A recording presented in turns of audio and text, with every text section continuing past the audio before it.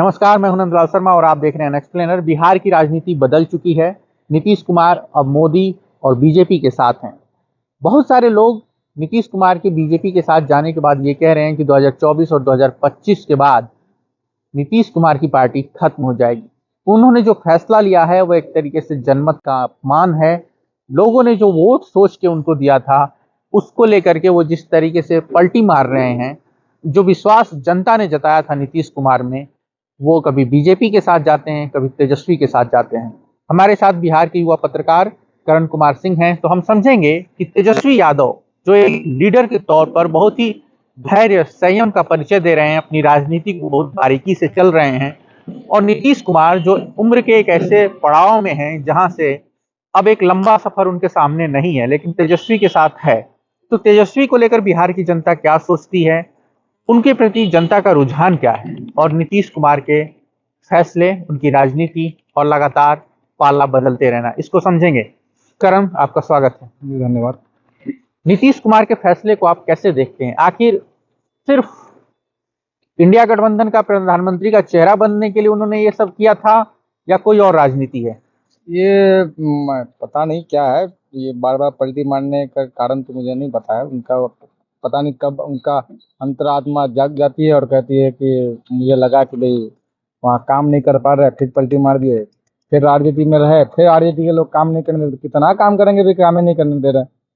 तो उनका ये रहा है, शुरू से बिहेवियर रहा है, इधर से उधर उधर से उधर। 2014 में भी उसको प्रधानमंत्री बनने का सपना देखा था, फिर उसके बाद नहीं हो पाया, तो फिर उसके बाद वो महागठबंधन बना लिया। उसके बाद फिर चुनाव लड़ा, फिर 20 महीना बाद आरजेडी को छोड़ के बीजेपी में चल गए, बीजेपी के साथ कुछ दिन रहे, फिर 2020 चुनाव बीजेपी के साथ लड़े, फिर आरजेडी के साथ आ गए, आरजेडी के साथ 7 महीने रहे, फिर अभी फिर बीजेपी के साथ चल गए। इनका ये लगातार रहेगा और इस तरह से इनका पार्टी का अस्तित्व धीरे धीरे बिहार में गड़ा गिर रहा है। आप कहीं भी जाइएगा उनको अब सुनने को ही मिलेगा।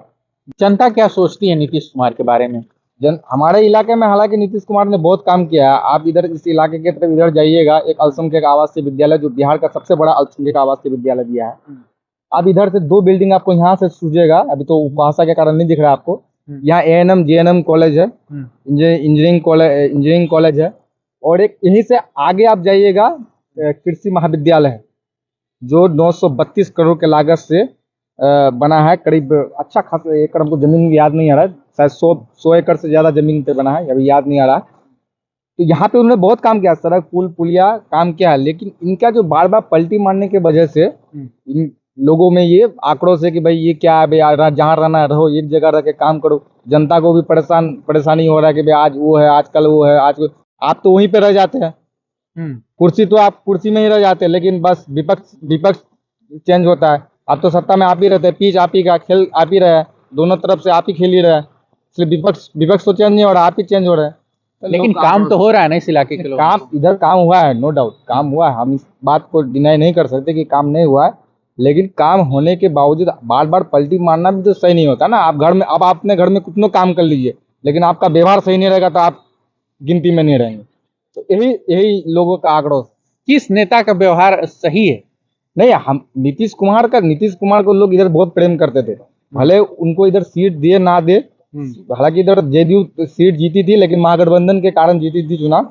2014 में जेडीयू का पहला किसान में सीट खुला था, हाँ सीट खुला था यहाँ पे, जो खाता खुला था 2014 में। यहाँ पे मास्टर मुजाहिद साहब चुनाव जीते थे उपचुनाव में, जो 14 महीने रहे। उसके बाद फिर चुनाव हुआ, तो फिर उस समय महागठबंधन में 2015 में, तो उसके बाद फिर 2 और चुनाव जीते। लेकिन वो बिना जेडीयू और एनडीए में जब जेडीयू रहते ना, यहाँ चुनाव नहीं जीत पाते। अच्छा, हाँ, उसमें वोट नहीं देते यहाँ के लोग। फिर महागठबंधन में रहते हैं तो वोट दे देते लोग। नहीं, हम अगर पूरे बिहार की बात करें तो क्या यही सेंटिमेंट जा रहा है?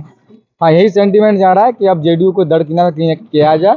तेजस्वी का गड़ा भी 17 महीने में खूब बड़ा है। तेजस्वी को लोग आगे का भविष्य देखते हैं। तो ये नीतीश कुमार बहुत राज कर लिए, 9 बार तक राज कर लिए, 9वीं बार शपथ ले ली, और कितनी बार शपथ लेंगे? एक जो मीडिया जो है इमेज बनाती है जंगल राज, लालू का कार्यकाल, क्या तेजस्वी के साथ वो बैगेज है, क्या वो बोझ है? नहीं, जंगल राज एक बैगेज उसके पिताजी के साथ था, जो ये तेजस्वी पर थोपना चाहता है। आप गौर किए होंगे 2020 का विधानसभा चुनाव में किसी भी पोस्टर में तेजस्वी ने अपना पिताजी का फोटो नहीं लगाया था। क्योंकि वो जानता है कि जानते हैं कि अगर हम अपने पिताजी का फेम लेके आगे बढ़ेंगे तो हमको दिक्कत होगी। इसीलिए उन्होंने किसी भी पोस्टर में 2020 का विधानसभा चुनाव में एक भी फोटो अपने पिताजी का उन्होंने नहीं लगाया, क्योंकि वो जानता है कि मेरा पिताजी का जो चेहरा है लोगों ने परसेप्शन बना लिया है कि भाई जंगलराज जंगलराज जंगल। लेकिन ऐसा कुछ नहीं है। हत्या काहे नहीं होती? हत्या कहाँ नहीं होती है? गुजरात में नहीं होती है, यूपी में नहीं होती है, बिहार में नहीं होती। अभी अभी आरजेडी में थे, आरजेडी के साथ नीतीश कुमार थे तो हत्या हो रही थी, जंगलराज था। और बीजेपी के लोग अभी अभी गए हैं एनडीए में नीतीश कुमार, तभी क्या हत्या नहीं होगी? हर रोज होती है, हर रोज 15, 16, 10, 12 हर रोज होती है, ऐसा थोड़ी है। तेजस्वी को लेकर युवाओं में परसेप्शन क्या है? क्योंकि नौकरियों का जो ये वैकेंसीज आई, ज्वाइनिंग लेटर बांटे गए, तो उसमें ये क्रेडिट का जो परसेप्शन है, क्या तेजस्वी को जा रहा है? हाँ, जा रहा है, बिल्कुल जा रहा है, क्योंकि 2000 मान लिए 15 साल से कोई राज कर रहा है, उन्होंने तो इतना बड़ा काम नहीं किया। कोई अगर 17 महीने में कर रहा है तो ऑब्वियसली जाएगी। और संयोग देखिए कि शिक्षा मंत्री उनके कोटे से थे, स्वास्थ्य मंत्री खुद वो थे, जो मिशन 60 उन्होंने चलाया था, जितने बिहार में सरकारी अस्पताल है सबको दुरुस्त किया है उन्होंने। जाके अभी आप देख लीजिए बिहार के सरकारी अस्पतालों का हाल, आपको बहुत चीज बदलाव मिलेगा। मैं ये देख रहा हूँ किशनगंज और तमाम इलाकों में जो है एक सफाई एक मुद्दा है। बिहार में जो है स्वच्छता अभियान का जो है उस तरीके से असर नहीं दिखता है। नहीं, आप किशनगंज घूमिए, पूरा जिला मुख्यालय घूमिए, और आप पूर्णिया आप जाइए, अररिया जाइए, आपको पता चल जाएगा किशनगंज उस मामले में साफ सफाई में बहुत आगे है। और इलाके में आपको नहीं मिलेगा, क्योंकि हम भी बिहार घूमते हैं तो हमको पता चलता है किशनगंज में आपको साफ सुथरा मिलेगा, और इलाके में नहीं मिलेगा। लेकिन नीतीश कुमार का जो ये फैसला है, अब बीजेपी कह रहे हैं कि बिहार में रामराज आ गया है, बहुत खुशी है, लोग जो है उसको सेलिब्रेट कर रहे हैं, तो बीजेपी के लिए नीतीश के साथ आना फायदेमंद होगा? बीजेपी के लिए फायदेमंद इसलिए होगा क्योंकि अगर महागठबंधन रहती तो बीजेपी को 7-8 सीटों का नुकसान झेलना पड़ता। लेकिन अब वो 7-8 सीटों का नुकसान ना झेलना पड़े, हमको लगता है कि जेडीयू को नुकसान झेलना पड़ेगा इसमें। जेडीयू को अच्छा खासा नुकसान लोकसभा में झेलना पड़ेगा और विधानसभा में। दरअसल मेरा सवाल यही होने वाला था कि क्या नीतीश कुमार के पलटी मारने के बाद जो परसेप्शन जनता के बीच गया है कि ये ठीक नहीं है, कभी भी पाला बदलते रहते हैं, इनकी राजनीति का कोई जो है पेंदी नहीं है, तो उसका नुकसान बीजेपी को होगा? पलटी आप कहिएगा सिर्फ नीतीश कुमार ही मारते हैं तो ऐसा नहीं है।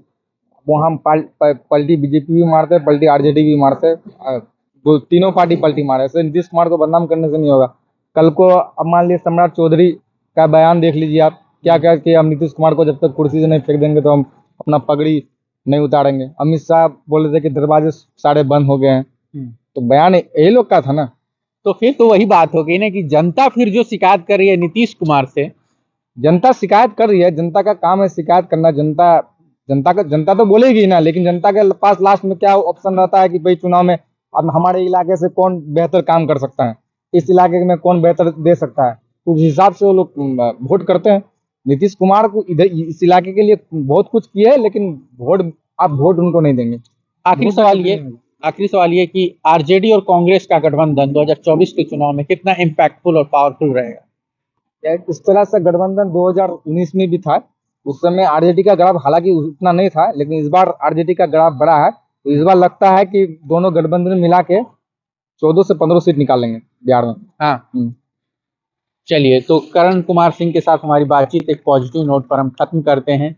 शाम का वक्त हो चुका है, सूरज ढलने को है, और महानंदा के किनारे से मैं नंदलाल शर्मा एन एक्सप्लेनर के लिए आप सब देखते रहिए, अपना प्यार लुटाते रहिए, वीडियो को शेयर करिए, ज़्यादा से ज़्यादा लोगों तक पहुंचाइए, सब्सक्राइब कीजिए। आप सबका शुक्रिया, धन्यवाद।